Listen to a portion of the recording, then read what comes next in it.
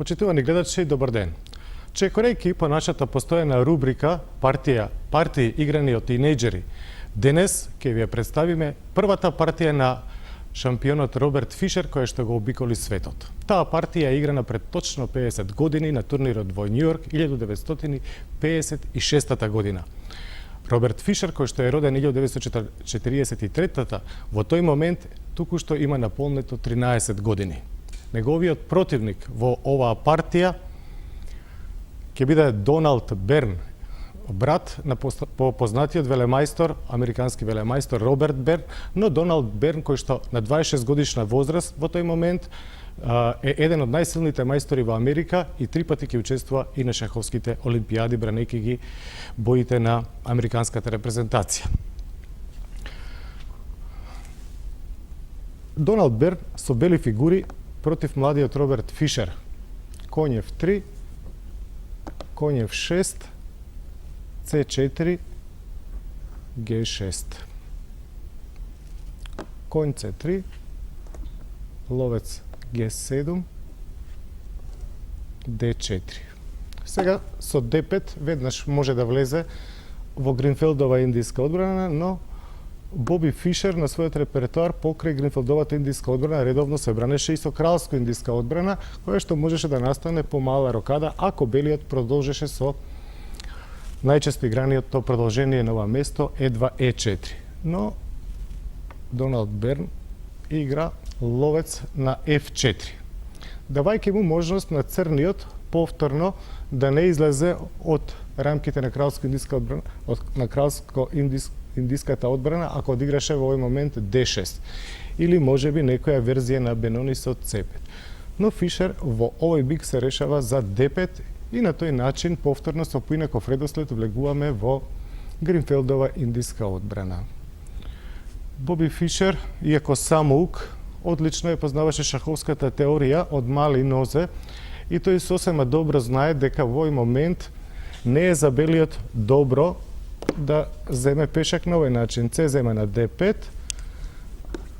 конј носи на D5, замена на D5, конј D5, дама D5, ловец C7, затоа што по конј на C6, E3, ловец F5, црниот ќе има повеќе од компензација за жртвуваниот пешак, затоа што има голема предност во развој. Ќе добие со следниот потек топ од А или топ од F на C8 уште едно темпо и ќе почнат да се појавуваат конкретни закани во врска со конј B4. Значи белиот за пешак би имал само проблеми. Но Берн игра се разбира правилно по D5. Тој доаѓа со дамата на B3. Следи D зема на C4, дама зема на C4.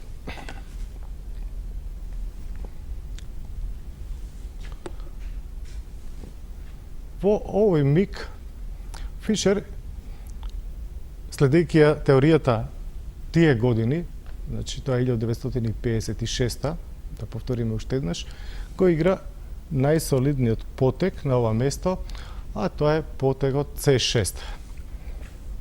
Гари Каспаров на крајот од 20-тиот век ќе изрази мислење дека Гринфелдова индиска одбрана е динамично отворење и дека црниот може да игра поактивно.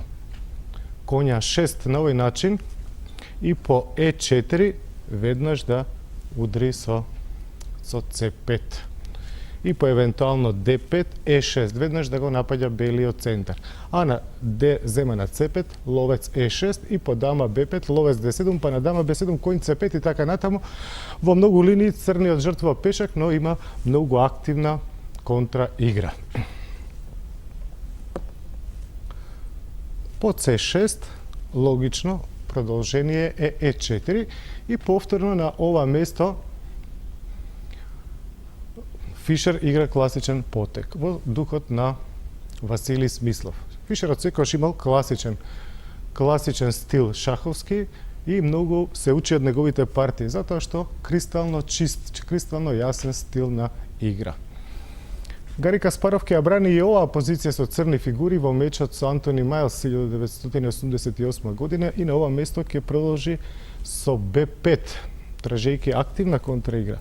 По дама Б3, дама А5 сака да земе на Е4 или Б4, коње 4, дама А5, ловец Д3, ловец Е6, дама Д1 и сега во своите коментари дава дека вистинското продолжение на ова место е С5 со многу добра контраигра за црниот. Но сето тоа е пронајдено многу покасно, додека во времето кога е играна оваа партија,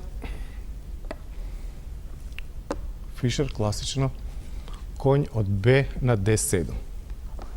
Топ Д1 да се зацврсти точката Д4, коњ Б6, дама на С5. Ловец на Г4. Значи, карактеристично за Гринфелдовата индиска одбрана е што црниот му дозволува на својот противник да создаде силен пешачки центар, но центар кој што тој ќе го напаѓа. Сега, по ловец Г4, Доналд Берн го бира продолжението ловец Г5. Правилно беше во оваа ситуација се разбира да продолжи со развојот. Ловец на Е2 и по коњот Дев на Д7, црниот се стреми да спроведе Е5, дама А3, ловец носи на F3, замена на F3, ловец F3 и сега E5. Но по D зема на E5, дама E8, ловец E2, коњ зема на E5, мала рокада, белиот има одредена предност, затоа што има ловечка двојка, повеќе простор, а црниот нема особена компензација за таа потенцијално трајна предност на белиот заради ловечката двојка, силниот пешак на Е4 и слободната игра на фигурите. Но Доналд Берн веројатно дека дошол на нестрекна идеја да не го дозволи и овој маневар коњот Дев на Д7 и Е5 и ќе видиме што сега ќе се случи. Тоа е нашата позиција во која што Берн одигра ловец на Г5. Ловец на Г5 се коси со шаховското правило дека не треба да се игра со иста фигура во отварањето два пати, без нужда. Или доколку таа фигура се разбира не е нападната, па мора да се игра повторно со неа.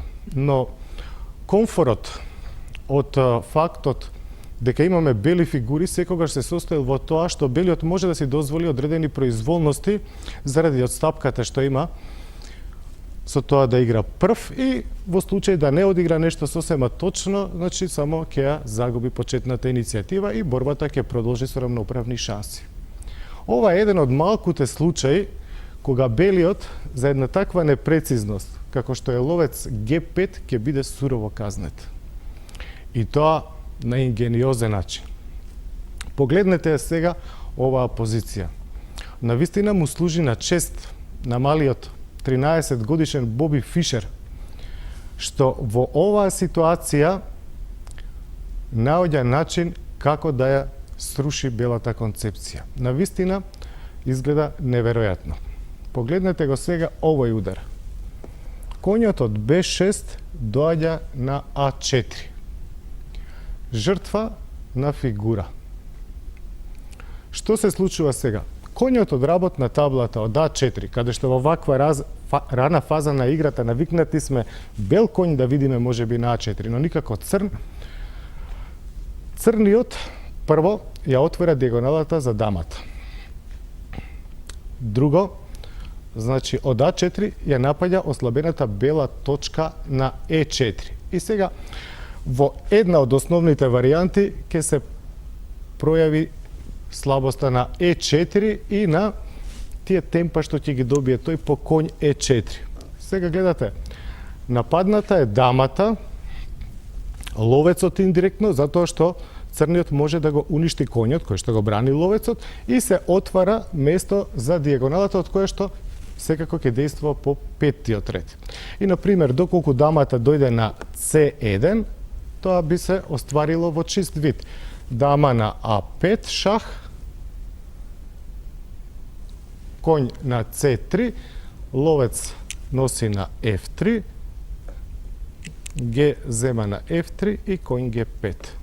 На тој начин, белата позиција би била руинирана. Гледате, има пешак помалку и неразвиена лоша структура и така натаму. Но, кога го одигра потегот коњ на А4, во тој момент Фишер мораше да пресмета, и не само да пресмета точно, туку и да ги оцени последиците од уште најмалку 3 линии.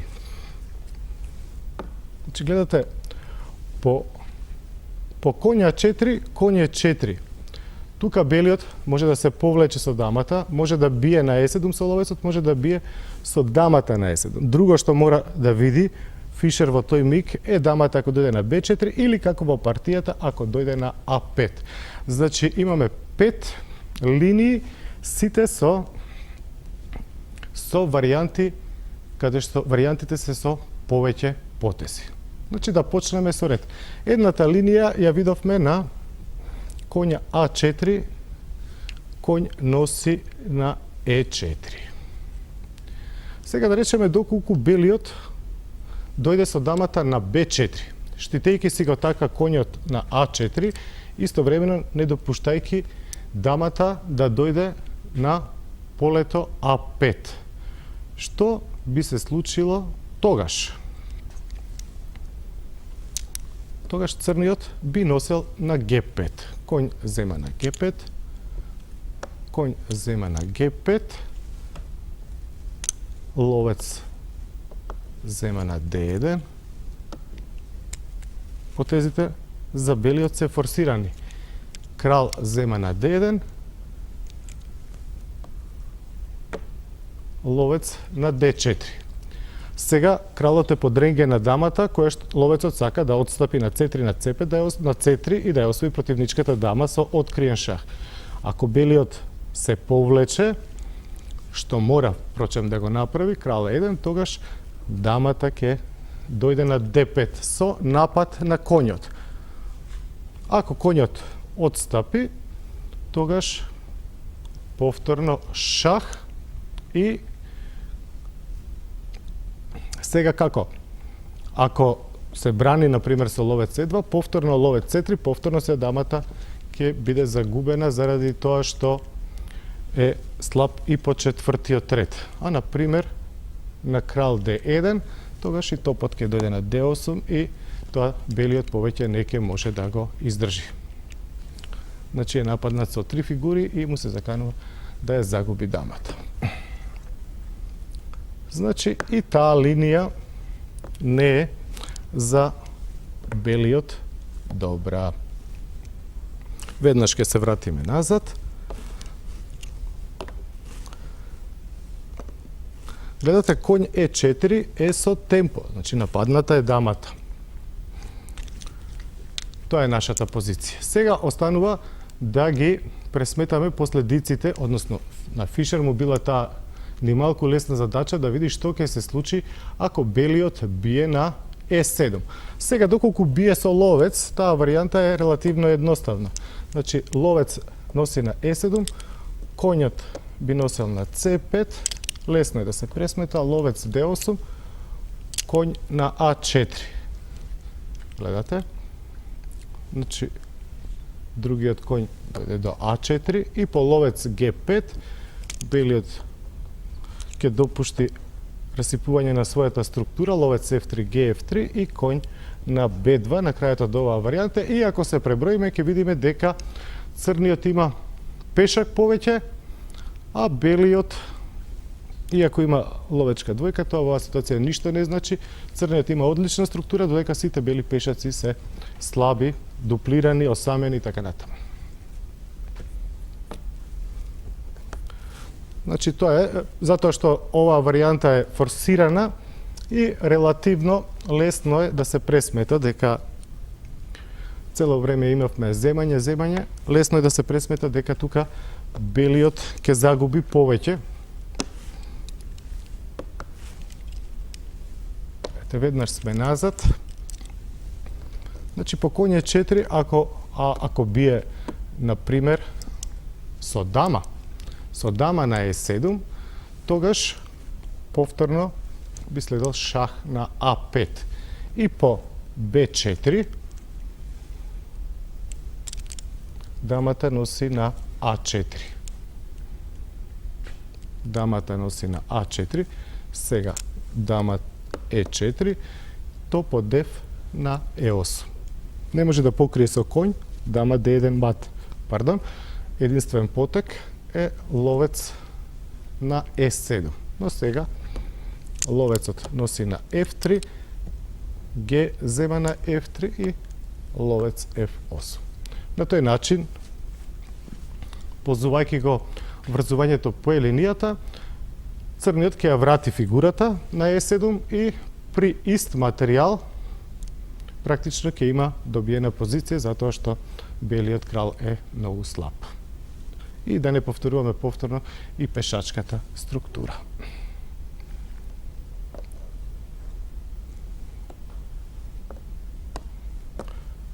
Ке се вратиме уште еднаш назад.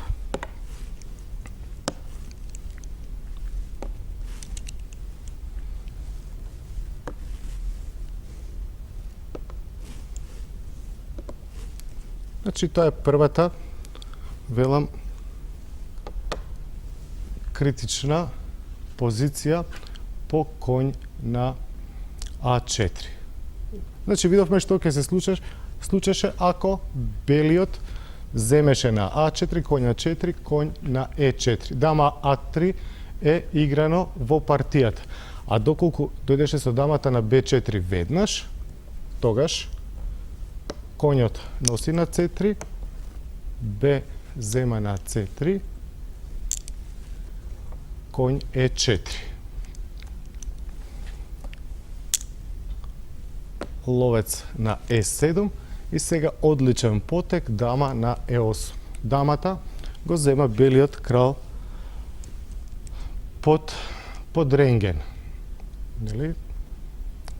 Значи, и тука исто така нема премногу добри потези. Сега ловец F8, црниот ќе открие минимум конј G3, конј H1, значи мора да се држи ловецот на E7, а црниот се заканува со C5. Ако белиот се обиде, што е најдобар обид, со топ D3, да ја затвори со топ E3 линијата, ќе видиме дека нема да може згодно да стигне. Тогаш би следело C5, единствен потек, дама B7, за да го штити ловецот.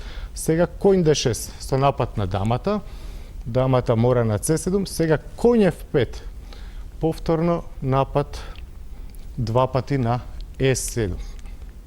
И по изнуденото топ E3, црниот би земал на E3, по F3 би земал и на F3, ловец F3, Г зема на F3 и би дал уште една жртва на F6. И сега, каде и да земе белиот, дали на F8, дали на F6, дама E3, дама F3 и брзо ќе биде матиран. Значи, гледате какви се проблеми стоеле пред Доналд Берн во таа ситуација.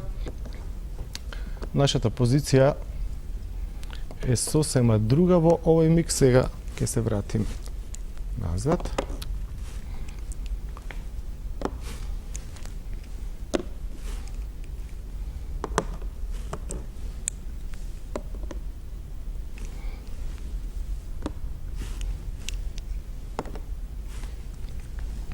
Конја 4, значи гром од ведро небо. Берн игра најдобро во оваа ситуација, што му служи и нему за чест и што ја прави оваа партија особено интересна. Тој доаѓа со дамата на А3. Тоа е најдобар потек во оваа ситуација. Фишер продолжува со својата идеја. Коњот носи на C3, Б C3, конј E4. Ловец E7. Се е ова форсирано, што се однесува до белиот, со напад на дамата, и сега дама B6. Сега белиот повторно треба да одбере дали ќе зема на F8 материјал или ќе се развија. Берн прави правилно затоа што игра развоен потек. Доколку го земеше понудениот квалитет, ловец зема на F8, ловец зема на F8 и да речеме дама на B3, црниот има неколку можности. Едната е коњ зема на C3, но наедноставно се чини во оваа ситуација за него, а тоа честопати е и најдобро, наедноставното решение, би може слободно да ги менува дамите, затоа што неговиот напад не престанува, не губи сила. Топ е 8. Сега се топот, одлично стои на линијата, сака да одскокне, например на G3. И по ловец E2, друг потек не се гледа, сега коњот да дојде на C3. Двоен напад на E2, топ D2 и сега конј E4 или ловец B4. И црниот на овој начин би имал добиена позиција. Например, крал F1, конј на E4 и по топ D1 конј на D2 шах. И готово. На конј D2, ловец E2 и ловец D1, на топ D2, ловец D2 и повторно на конј D2, ловец E2. Значи, со добиена позиција. Но белиот не е принуден во таа ситуација, значи да земе. И тој правилно прави со тоа што не зема на F8, туку игра развоен потек ловец на C4. Но Фишер продолжува со својата ингениозна игра, би рекол, конј носи на C3. Значи, воопшто не отстапува. Цело време оди напред. Конј на C3. Сега, ако дама на C3, тогаш топот F на E8. И на дама E3, ловец F3, Г зема на F3, дама C7 и повторно, благодарение на врзувањето, црниот ја врати жртвуваната фигура и ќе му остане нападот при материјална предност од еден пешак. Значи, коњот на C3 не може згодно да се земе, затоа по конј C3 тој игра ловец C5, напаѓајќи ја противничката дама. Следи меѓупотек шах, топ од F на E8, крал F1 и дојдовме до втората критична ситуација во оваа навистина прекрасна партија. Сега, како црниот да продолжи? Веројатно дека Берн во овој миг оптимистички ги оценува своите шанси, сметајки дека црниот ќе мора сега веќе да отстапи со коњот и да дојде на B5, напаѓајќи ја противничката дама. Но доколку тоа се случеше, тогаш тој има еден ваков потек. Ловец на F7, шах контра удар, значи. Сега, доколку кралот дојде на F7, тогаш дамата од А3 ќе даде на B3 шах. И по ловец E6, коњот од F3 ќе дојде на G5 и гледате белиот ќе дојде во добиена позиција. Ќе следи и коње 6, кралот ќе остане под маска, а дамата е нападната. Доколку на ловец F7 шах црниот отстапи на хаосум, тогаш веќе белиот може да носи на B6 и по коња 3 ќе носи и со ловецот на E8 и ќе остане во добра позиција, подобра позиција, блиску до добиена. Значи, тоа е она на кое што се надевал Берн дека ќе следи во партијата. Но замислете сега, дојде моментот за вториот страшен удар што ќе го пласира Фишер во оваа чудесна партија. Значи, тоа е нашата критична ситуација, каде што последниот потек по топ F на E8, крал F1, црниот. Погледнете што игра. Значи, му виси дамата, му виси коњот. И сега тој игра потек, кој што е карактеристичен за Фишер, за целата негова шаховска кариера. Значи, неговата филозофија секогаш кога можело била на удар да одговори со удар, користејќи ги при тоа и меѓупотезите, како многу силно средство. Така и овде тој доаѓа, гледате, ловецот од G4 се враќа на E6. Најтешко се играат тие потези, воопшто да се запазат оддалеку, кога некоја фигура се враќа назад.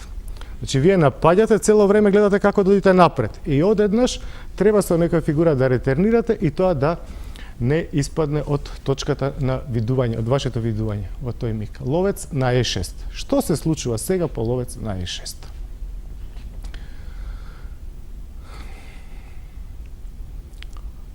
Значи, најубавата варијанта е ако белиот носи на E6. Тогаш се ослободува полето B5 за црната дама. И белиот е многу слаб на таа диагонала A6, F1. Значи, по дама на B5, сега каде? На E1, ќе прими мат на E2, мора да дојде на G1. И тогаш би следал коњ од C3 на E2 шах. Единствено поле е на F1. Сега двоен шах. Коњот од D2 доаѓа на G3 и белиот крал е шах и од коњот и од дамата. Повторно на E1 не може, дама е 2 мат, значи мора да дојде на G1. И сега завршниот удар во оваа ситуација, тоа е дама на F1 шах. Гледате, коњот ја брани дамата, не може кралот да земе, мора да земе со топ, но сега кралот помеѓу своите сите фигури ќе биде матиран со коње 2. Навистина чудесен, прекрасен мат. Задушен мат, кој што е познат во друга ситуација, но кога кралот е во ќош. А сега на G1 добива ваков мат.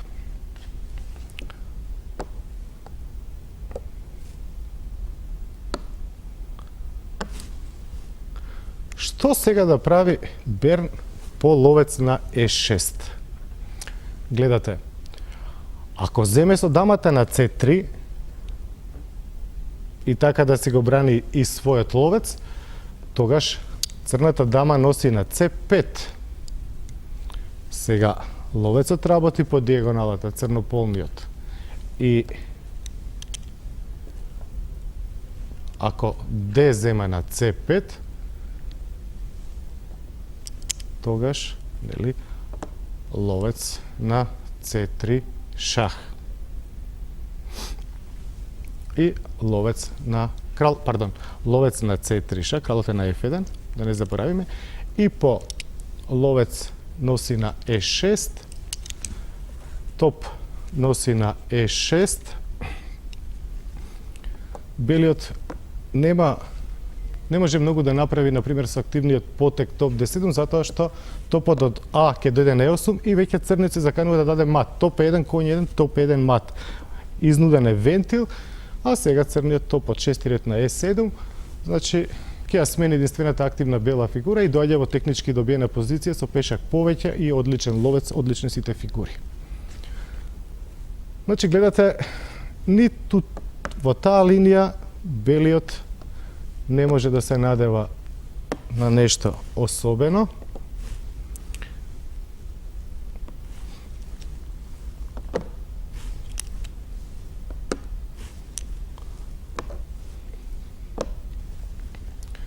што да прави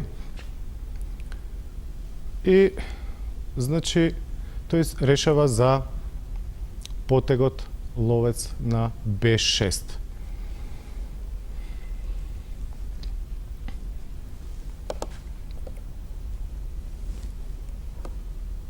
Но по ловец на B6 црниот доаѓа со ловецот на C4, односно го зема белиот ловец на C4 и дава шах.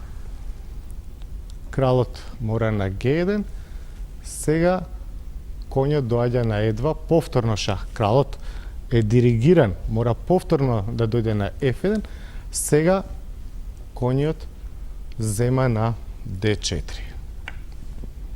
Коњот зема на D4.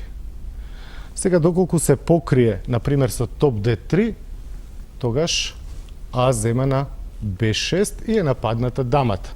Дамата нема друго поле од каде што би можела да го брани топот на D3, освен од C3. Но кога ќе дојде на C3, е подренген на ловецот и ќе следи ваков удар. Коњ на F3 со напад на дамата.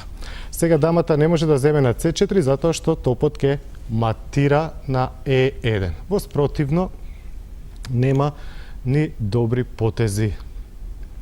Значи му виси топот, му виси дамата и му виси мат на E1. Значи по коњ на D4 шах, белиот коњ е на F1, по коњ D4 шах, белиот мора повторно да дојде на полето G1. И сега се уште не е дојден моментот, туку коњот ќе дојде на подобро поле. Коњ е 2 шах, крал F1, коњот доаѓа на C3 за да биде напад на топот.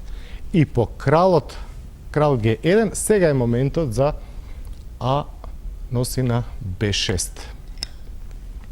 Сега гледате, топот е нападнат, но дамата не може да го одбрани.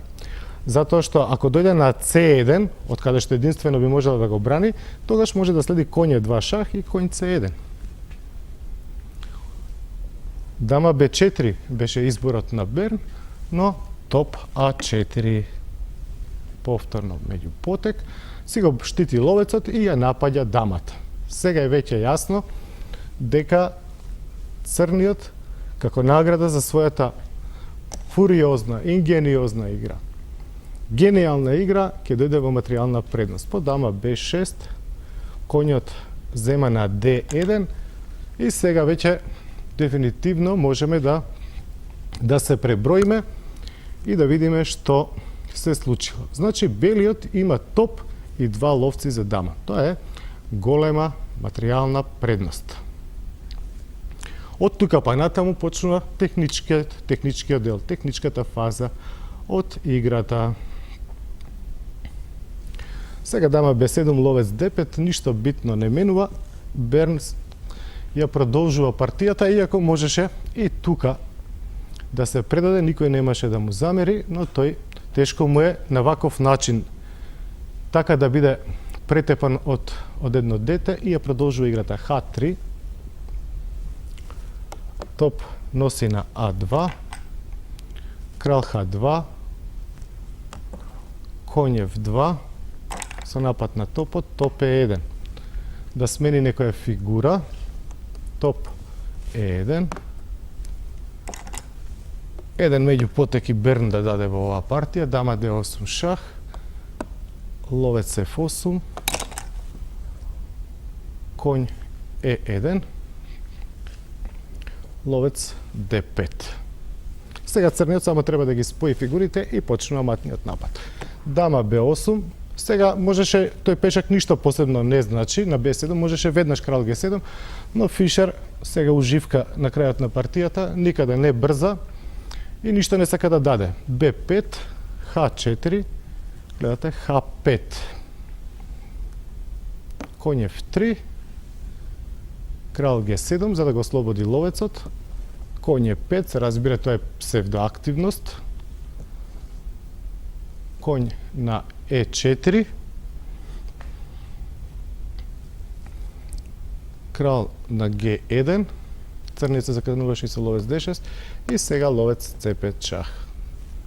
Крал F1 и сега Фишер гледа дека има форсиран мат само со шахови. Значи можеше партијата да трае неколку потези покусо, но тој не сакаше да си го загуби тоа задоволство цело време да даде мат, цело време да биде тоа со шахови. И почнува конј G3 шах, крал E1, ловец B4 шах, крал D1, ловец B3, повторно шах, не може назад, крал C1, сега е време коњот да даде шах на E2, крал B1, повторно конј C3 шах, крал C1 и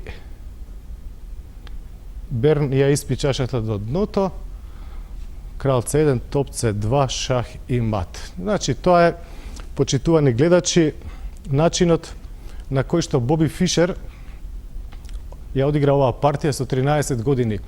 56 година. И затоа воопшто шаховскиот свет не беше изненаден кога 1958 година на зонскиот турнир во Порторош Боби Фишер стана најмладиот велемајстор на светот со само 15 години. Рекорд кој што ќе го чува долги години се до појавата на исто така гениалната Јудит Полгар. Значи тоа би било се за овој коментар. Почитувани гледачи, се надевам дека уживавте. Ја анализиравме партијата која што беше одиграна точно пред 50 години, партијата помеѓу 26 годишниот силен интернационален мајстор Доналд Берн и гениалниот 13 годишен Боби Фишер. Пријатен ден.